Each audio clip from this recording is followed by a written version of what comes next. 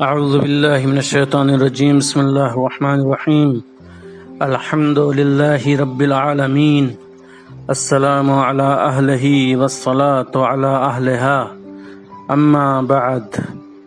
موضوع سخن کربلا باطل کے خلاف اعلان جنگ۔ سن 61 ہجری سے لے کر سن 1442 ہجری آ گیا، لیکن کربلا کے مظلوموں کا غم آج بھی تازہ ہے اور قیامت تک تازہ ہی رہے گا۔ کیونکہ یہ غم ان مظلوموں کا ہے جو حق کی خاطر باطل کے مقابلے پر سیسا پلائی ہوئی دیوار کی مانند ڈٹ کر کھڑے ہو گئے۔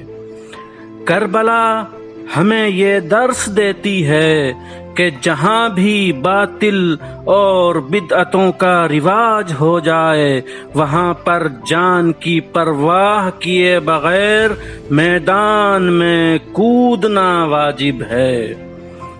جس معاشرے میں باطل کے خلاف آواز احتجاج بلند ہو وہی معاشرہ کربلائی ہے، اور جہاں باطل کے مقابلے میں خاموشی نظر آئے تو سمجھ لینا چاہیے کہ اس معاشرے میں کربلا کے اہداف و مقاصد کو نظر فراموشی کر دیا گیا ہے۔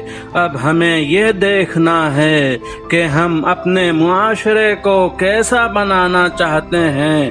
ہم ایسا معاشرہ چاہتے ہیں جو کربلا کے موافق ہو، یا ایسا معاشرہ بنانا چاہتے ہیں جو کربلا کے مقابل میں کھڑا ہو؟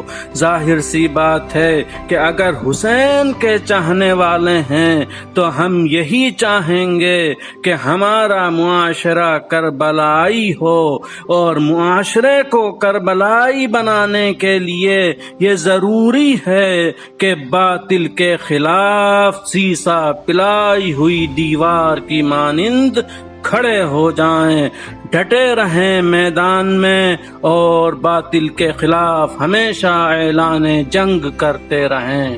وآخر دعوانا ان الحمد للہ رب العالمین۔